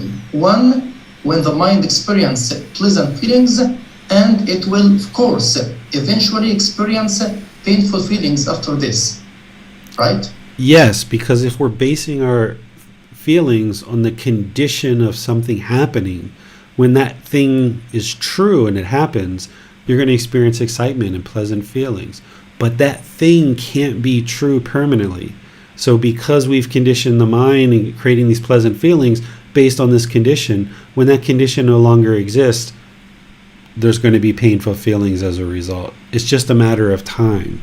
So a practitioner who's actively training to attain enlightenment and eliminate this central desire, that's what we're talking about here, is that fetter of central desire, the 4th fetter, is training the mind to no longer long with a strong eagerness through these 6 sense bases, wanting things to be a certain way permanently. Because as long as you allow the mind to continue to do that, it's only a matter of time before it experiences these painful feelings, because the mind is still conditioning its inner feelings on some impermanent condition. And see, the challenge for the unenlightened mind is it's been chasing after these pleasant feelings for so long. This life and all these previous lives, we've been chasing after these pleasant feelings, and when we get them, we feel all this pleasant feelings, and it kind of reinforces for the mind that that was a worthy pursuit. That yes, I chased after this thing, I got what I wanted, and now I've got these pleasant feelings. But a week later, or 2 weeks later, or a month later, when those conditions no longer exist and you experience these painful feelings, the mind doesn't have the wisdom to understand the reason why you're experiencing those painful feelings is because a month ago you were chasing the pleasant feelings, or 6 months ago you were chasing the pleasant feelings, or a year ago you were chasing those pleasant feelings on that particular issue. The mind lacks the wisdom. It has this ignorance, this unknowing of true reality. So for this temporary period, whether it's a week or a month or a year, whatever it is, the mind feels kind of emboldened, and it feels like it was a worthy pursuit because it got these pleasant feelings. And it doesn't associate these pleasant feelings, or it doesn't associate these painful feelings that you're getting now a week, a month, or a year later to the fact that you were chasing those pleasant feelings. That's why you're experiencing these painful feelings, is because we allow the mind to have this craving, desire, attachment for these pleasant feelings. And that's why in this series of chapters, the Buddha is really hitting home that don't chase these pleasant feelings. He's using the word excitement, but he's really talking about pleasant feelings. Is don't allow craving, desire, attachment to reside in the mind and chase after these pleasant feelings. As long as you do that, yeah, you're going to get the pleasant feelings, but they're temporary. They're only temporary. And it's only a matter of time. If you welcome those pleasant feelings, it's only a matter of time before you also are inviting in these painful feelings. Thanks, teacher. Does it go to Manan? Yes, Teacher David. So I'm a little bit skewed on understanding how excitement, where there is excitement, there is fear. just going quickly back to chapter 4, and based off of what you just discussed right now about chasing after pleasant feelings. In an example, hypothetically, if you were gifted something and the experience included excitement and pleasant feelings, you weren't necessarily chasing after that. And if your practice teaches you to not to cling on to any of the 3 poisons from that experience alone, would that excitement which you experienced generate fear if you were practicing, basically not attaching to the experience and experiencing the excitement itself? So the Buddha is not saying directly like, okay, if you allow the mind to experience excitement because you've got this gift, that now you're going to feel this fear necessarily on that same specific thing. He's not saying that necessarily, but what he's saying is if there's craving, desire, attachment in the mind, it's going to arise these pleasant feelings and there's going to be fear. So let me give you an example using your example of a gift. So let's just say you got a gift and say it was like a really expensive gift, like a mobile phone or a GPS device or a car, for example. And you allowed these pleasant feelings to arise, this excitement because your husband bought you a new car. And now there's going to be this fear that, oh my goodness, I'm holding on to this car so tightly that now I'm fearful that someone's going to crash into it and it's not going to look as beautiful as it does right now. Because the mind is craving those pleasant feelings and holding on to those pleasant feelings of excitement, it's fearful because the mind is craving permanence. It wants this car to look this way permanently, and now that produces fear because it's holding on to this object of its desires so tightly. So that's an example of how a gift can lead to excitement and lead to fear, but it's not necessarily the case for each individual situation. So when you get the gift, what I would suggest that you do is like, oh, that's nice. That's wonderful. Thank you so much, husband, for buying me a new car. This was so lovely that you've chosen to do this for me. I appreciate this. I have gratitude, right? You can express these things. This was so kind of you, however you would like to express it. But when you allow the mind to arise those pleasant feelings, oh, I'm so excited, look at the new car, right? It's like that's when then those excited feelings are arising because of the craving, desire, attachment. And what happens later on when this car gets into an accident? Well, now the mind is painful because we allowed that excitement to happen on the front side. So when you see those arising pleasant feelings, that's what the Buddha is teaching to cut off and let go of through applying right effort. And then that allows you to not experience those painful feelings, that you understand that when you get this gift, it is impermanent and it's not going to look this way permanently. Sure, I do understand what you're saying there.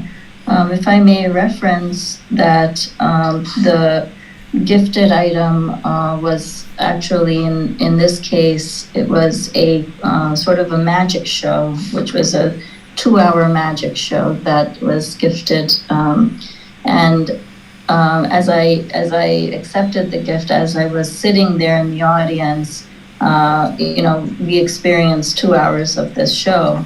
So in that example, where this is not an identifiable object, but it's an experience, it was important for me to understand after that 2 hours was finished to not to cling on to that experience itself and receiving that experience. I was grateful for the experience, but I tried to maintain a practice of not attaching to that experience. So in this case, where clearly there was excitement and sitting there in the audience, I'm trying to distinguish between being receiving something as a gift of an experience and understanding where to be in the middle with that.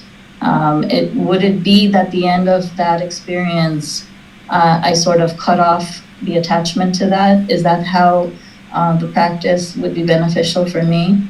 The goal would be to not be attached to it to begin with. So then you're not having to eliminate it, but you may have gotten attached to it. So let me, using this improved information, let's say your husband gave you these tickets like a week beforehand, and then you got really excited about them. Okay, there's already craving, desire, attachment there. Maybe it's craving, desire, attachment to see the magic show. Maybe it's craving, desire, attachment to spend quality time with your husband and all of these things.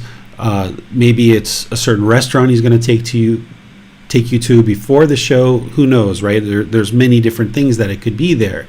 Well, as long as we allow that to happen, then there's already craving, desire, attachment in the mind. And the goal would be to get ahead of this.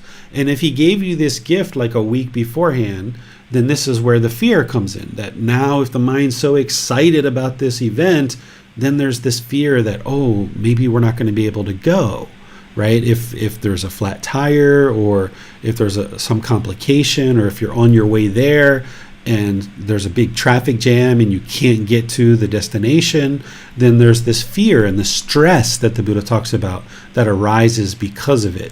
So what you'd like to do is not get attached and excited, experience the event, and then at the end of the event, that's where you let go of the attachment, because at that point it's already occurred, that the attachment's already there, that you've already experienced all that. What you would like to do is get ahead of the curve, and that when the gift arrives, that you express your gratitude and your appreciation, but you don't allow the pleasant feelings to arise. Because if there's any impermanence along the way, that's where there's going to be these painful feelings arise if we allow the mind to experience these pleasant feelings. So cutting it off, if you observe any pleasant feelings arising, cut it off at the very beginning so that you don't set yourself up to fail.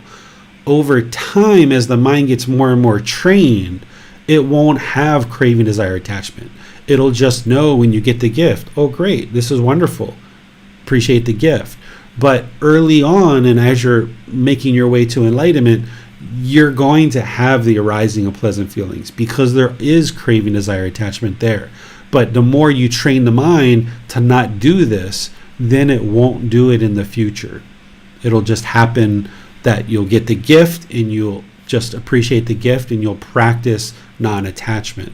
But because there is attachment there and you haven't fully trained the mind, you're going to experience these things. And where you observe with mindfulness the arising of pleasant feelings, cut it off and let it go. And then you won't set yourself up to fail. You'll set yourself up to succeed, that you won't experience the painful feelings later because you never allowed craving, desire, attachment to become rooted in the mind on that particular issue. Okay, that was helpful. Thank you. You're welcome. One more question, teacher. All right, let's go to the next chapter, chapter 7. Yeah, that's good one now. Mindfulness directed to the body, a strong post for mind. One dwells without having set up mindfulness of the body. Suppose, monks, a man would catch 6 animals with different domains and different feeding grounds and tie them by a strong rope. He would catch a snake, a crocodile, a bird, a dog, a jackal, and a monkey, and tie each by a strong rope. Having done so, he would tie the ropes together with a knot in the middle and release them. Then those 6 animals with different domains and different feeding grounds would each pull in a direction on its own feeding ground and domain. The snake would pull one way thinking, let me enter an anthill. The crocodile would pull another way thinking, let me enter the water. The bird would pull another way thinking, let me fly into the sky. The dog would pull another way thinking, let me enter a village. The jackal will pull another way thinking, let me enter a charnel ground. The monkey would pull another way thinking, let me enter a forest. Now when these 6 animals become worn and fatigued, they would be dominated by one among them that was strongest. They would submit to it and come under its control. So too, monks, when a monk has not developed and cultivated mindfulness directed to the body, the eye pulls in the direction of agreeable forms and disagreeable forms are repulsive. The ear pulls in the direction of agreeable sounds and disagreeable sounds are repulsive. The nose pulls in the direction of agreeable odors and disagreeable odors are repulsive. The tongue pulls in the direction of agreeable flavors and disagreeable flavors are repulsive. The body pulls in the direction of agreeable physical objects, and disagreeable physical objects are repulsive. The mind pulls in the direction of agreeable mental objects, and disagreeable mental objects are repulsive. It is in such a way that there is non-restraint.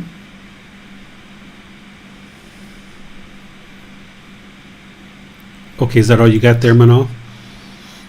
Shall I continue? Yeah, I can teach this first part. Let's do that. Okay.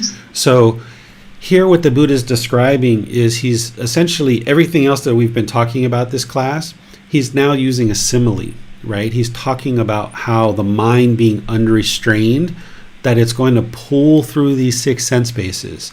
And it's like these 6 animals pulling in different directions and going in different directions. And this is what causes the mind to be discontent, is craving through the 6 sense bases. The mind's craving for all these pleasant feelings. And this is what he's describing here, that because there is no restraint of the mind, and the mind is not cultivated and developed mindfulness, that's the reason why the mind is experiencing this discontentedness. There's these agreeable objects that create pleasant feelings. There's these disagreeable or these repulsive objects that causes painful feelings. So using Amina's example, the agreeable object is, oh, somebody put their trash in the right spot. There's those pleasant feelings. Or now this agreeable or this disagreeable or this repulsive thing happens. Somebody doesn't put the trash in the right location. Oh, now there's painful feelings. So here, this is where the mind is not restrained, because it's pulling in the direction of the objects of its affection. Now the Buddha is going to explain how to remedy this and how to fix it as part of your practice. In meditation, yes, we need to arise that mindfulness. Mindfulness is so key, having awareness of mind and having awareness of the 4 foundations of mindfulness. But then in the moment, being aware of those arising bodily sensations and cutting them off and letting them go is like pulling these animals back on the rope and training the mind to submit to this training. And that's what he's going to talk about here with the restraint. And Manal, I'm not sure if you'd like to read it, or if Basam, you have somebody else to. I don't mind continuing. Mm-hmm. One resides having set up mindfulness of the body. Suppose, monks, a man would catch 6 animals with different domains and different feeding grounds, and tie them by a strong rope. He would catch a snake, a crocodile, a bird, a dog, a jackal, and a monkey, and tie each by a strong rope. Having done so, he would bind them to a strong post or pillar. Then those 6 animals with different domains and different feeding grounds would each pull in the direction of its feeding ground and domain. The snake would pull one way, thinking, let me enter an anthill. The crocodile would pull another way, thinking, let me enter the water. The bird would pull another way, thinking, let me fly into the sky. The dog would pull another way, thinking, let me enter a village. The jackal would pull another way, thinking, let me enter eternal ground. The monkey would pull another way, thinking, let me enter a forest. Now when these 6 animals become worn and fatigued, they would stand close to that post or pillar. They would sit down there, they would lie down there. So too monks, when a monk has developed and cultivated mindfulness directed to the body, the eye does not pull in the direction of agreeable forms, nor are disagreeable forms repulsive. The ear does not pull in the direction of agreeable sounds, nor are disagreeable sounds repulsive. The nose does not pull in the direction of agreeable odors, nor are disagreeable odors repulsive. The tongue does not pull in the direction of agreeable flavors, nor are disagreeable flavors repulsive.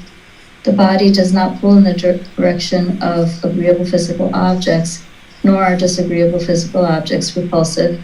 The mind does not pull in the direction of agreeable mental objects, nor are disagreeable mental objects repulsive.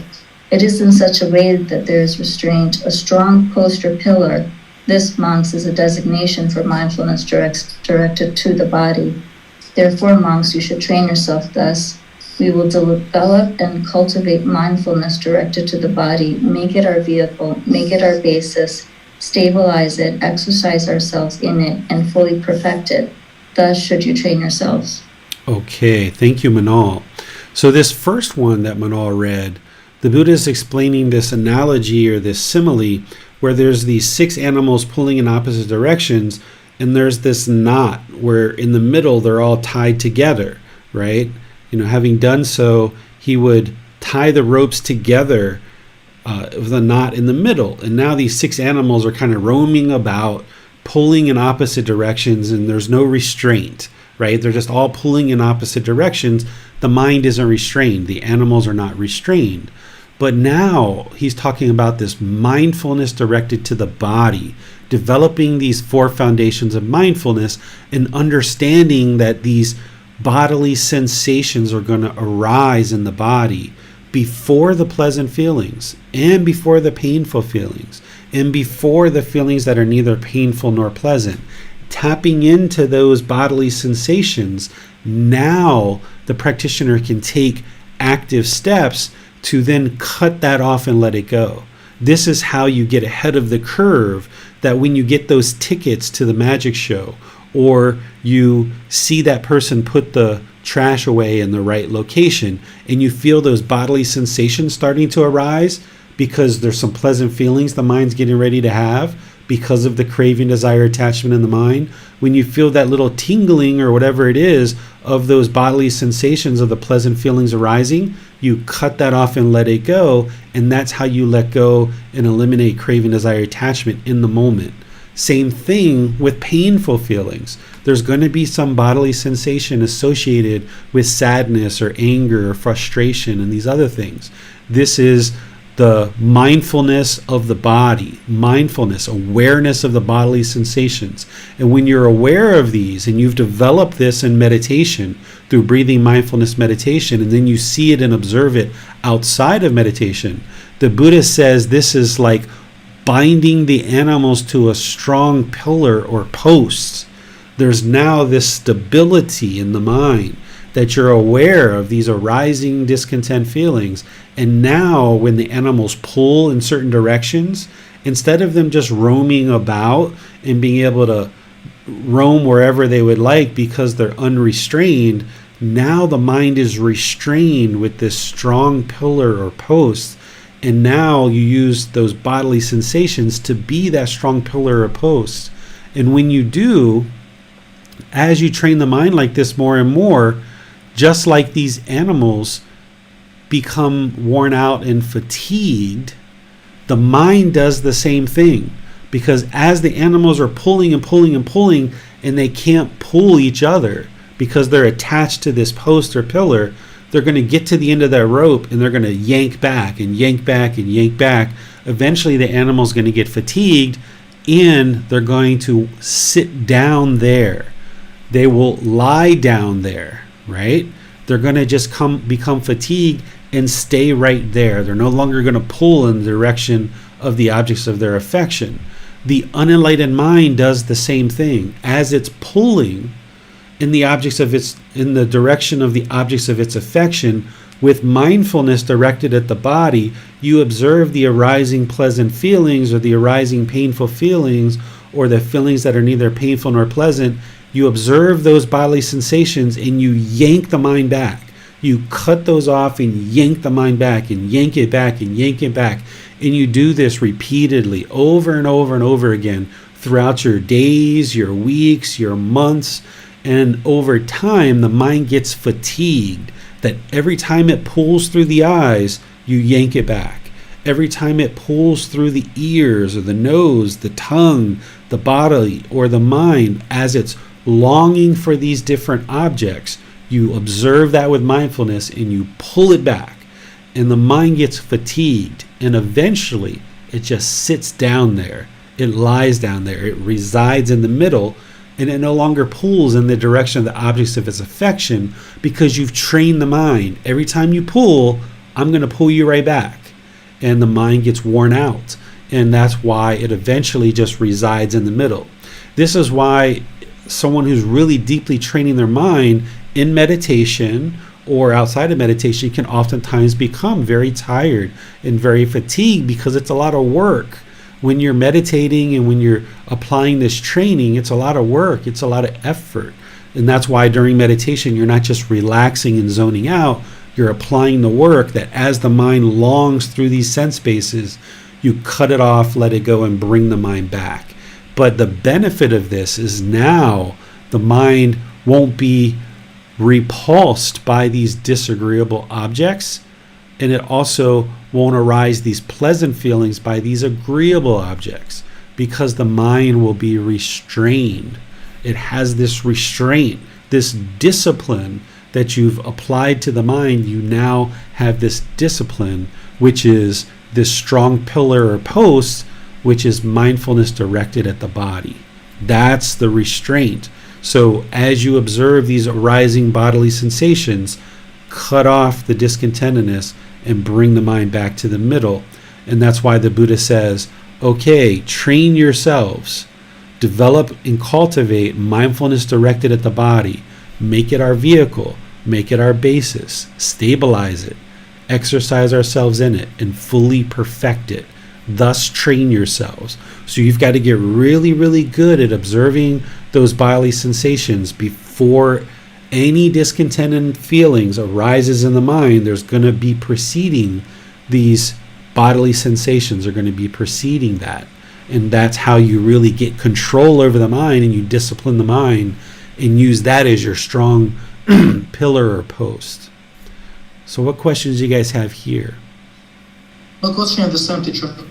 All right. Whoops. Chapter 8. This particular chapter, I'm not sure who you have to read it, Basam, but we've covered this one in other books, and I'm just wondering if there's anybody that needs to cover this one in this particular class, if you have any questions on it. Not seeing any question for this one, teacher. Okay, the main thing that the Buddha is talking about here is this tortoise extends its limbs, and then when it sees that there's a jackal or some situation, it draws its limbs in, and that's how it protects itself. And essentially he says that we should do the same thing with the mind, is draw in these six sense bases, guard the six sense bases, don't allow them to crave and long, don't allow the mind to long through these six sense bases, but instead restrain the mind and guard it through drawing in these limbs, just like a tortoise would draw in its limbs in order to be protected from a jackal grabbing it and eating it. So that's what that chapter is all about. Chapter 9 is this simile of this bowl of oil, which we also covered this one in a previous class as well. And if anybody has any questions on this one, I can take questions on this one. Essentially what the Buddha is talking about here is that if somebody was to hold a bowl of oil filled all the way up to the top, and they were walking with a most beautiful girl of the land on one side who is singing and performing, and on the other side is this crowd who's loud and obnoxious and cheering for this lady, and you're walking down the middle of these two people or these two situations, and there's somebody behind you with a sword that if any oil spills from that bowl, that they're going to chop off your head. The Buddha is saying, what would you do? Would you put mindfulness or awareness into carrying this bowl of oil? And he's saying, okay, this is how you train the mind, is that don't allow the mind to pull towards this most beautiful girl with the eyes or the ears because of her singing. And also don't allow the mind to pull towards this crowd. Is stay in the middle, stay focused, and think about it as if that there's this person behind you that's going to cut off your head should you actually spill any oil. So you can use this to your advantage. While it's a pretty graphic depiction of a story, the Buddha does this in order to help you remember his stories. If it was just kind of like a mediocre, just kind of like a blase type of description of a story, people probably wouldn't remember it. But you give something really graphic like this, and people have a tendency to remember it, especially in an oral tradition. So one of the ways that you can use this is if you notice that your mind is pulling towards the objects of its affection, think about it as if somebody's going to chop off your head if that happens. So using Amina's example with the trash, when you see somebody walking towards the trash receptacle and disposing their trash, rather than allowing the eyes and the mind to pull towards that, to redirect the mind somewhere else. Because if you don't, someone's going to chop off your head, right? You can think of it like that. Or if somebody doesn't put the trash, and you see them walking towards the receptacle, and you don't even know if they're going to put it in the right place or not, don't even allow the mind to pull in that direction. Just cut that off, let it go, and take the mind in the opposite direction. It doesn't concern you in terms of whether your mind should be content or not. Now, if you need to follow that up with people in the neighborhood in terms of your association, if you have a homeowners association or something, we can always take action in the world in order to make things better, but you have to be able to do that without craving, desire, attachment. As long as there's craving, desire, attachment there, it's going to motivate unskillful behavior. So you've got to let go of the craving, desire, attachment first, training the mind to be content no matter what somebody does with their trash. And then once the mind no longer has craving, desire, attachment, then you're in the best position to be able to make wise decisions towards resolving this challenge. So if this image of somebody chopping off your head, if you allow the mind to pull in the objects of its affection, can really help in order to train the mind to let go of these things. So if there's any questions on this, I'd be pleased to take your questions on this. No question for this chapter, teacher. All right. So let's go to the very last chapter for today, which is the solution to all of this. This is the main solution of everything we've been talking about today, which is elimination of this craving, desire, attachment. The things that I've talked about already are the solution of understanding those bodily sensations, cutting off any discontentedness when you observe the bodily sensations and so forth. But now this chapter is focused on the ongoing solution of breathing mindfulness meditation, and that's what's going to ultimately help arise this awareness of the bodily sensations, because we're cultivating mindfulness here. And we've also read this chapter in other classes too. So I'm not sure if you guys have any questions on this chapter as a result of your study, but let's see what questions you guys may or may not have. Not seeing any question, teacher. All right, so this chapter here is the breathing mindfulness meditation that the Buddha teaches in his guidance, that he basically shares that, this is the way to cultivate the mind. This is the way to eliminate craving, desire, attachment, and ultimately get to enlightenment. And he says here at the end, he says, when monks, mindfulness of breathing or breathing mindfulness meditation has been developed and cultivated in this way, one of two fruits may be predicted: either final knowledge, which that's enlightenment in this very life, or if there is a residual, if there is a residue, or if there's a residual of clinging, the state of non-returner. That's the third stage of enlightenment. And a person who's in the third stage of enlightenment will be reborn in heaven, and then they'll attain enlightenment from there in that very next rebirth. So this is the solution to eliminating craving, desire, attachment in the mind, along with practicing generosity. That's really important, Amina, is be sure that you're continuing to practice generosity in various ways.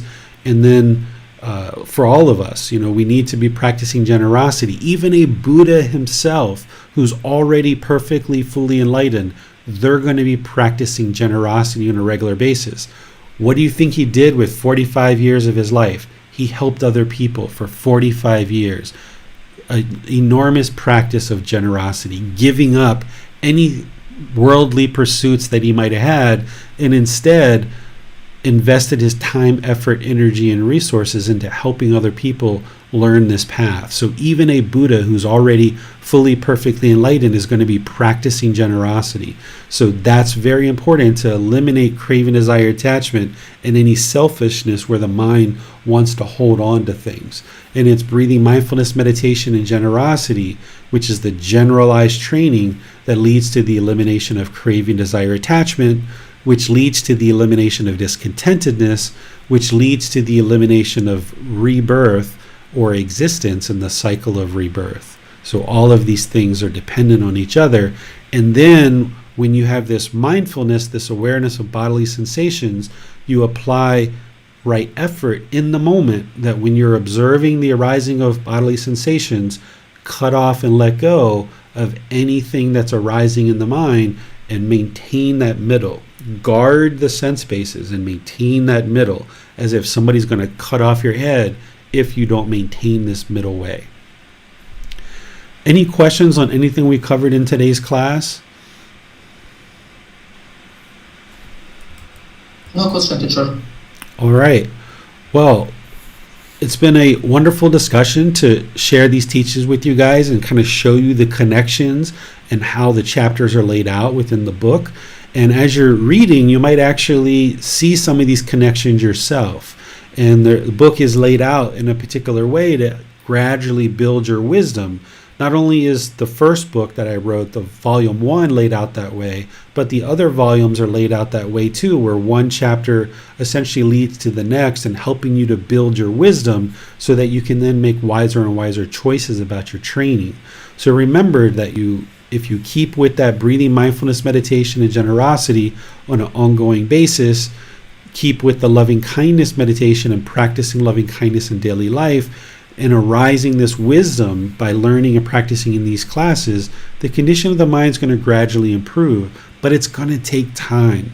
There's no quick fixes here. There's no immediate fix. It's not like taking a pill and 30 minutes later your headache's gone. That's not the way discontentedness is eliminated. It's a gradual progression. So you're going to see this as you gradually progress on this path, and more joy will come into the mind, more and more peacefulness will come into the mind, because this discontentedness is gradually diminishing and extinguishing. So next week we're going to be in the same book, but we're going to be in chapters 11 through 20. So you can read those chapters and come to class with any questions, and we'll study them together as a group. Have a lovely rest of your day. We'll see you in the next class. Sawadee khap.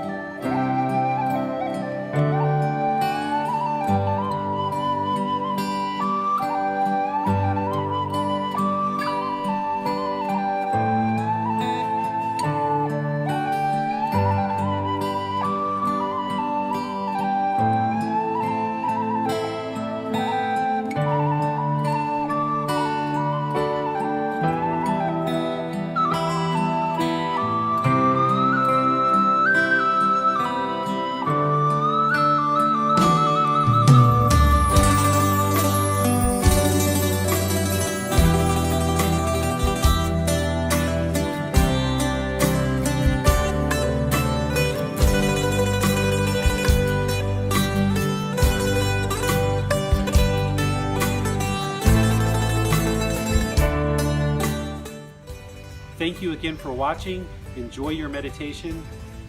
Look forward to seeing you online and answering any questions that you might have. Thank you so much.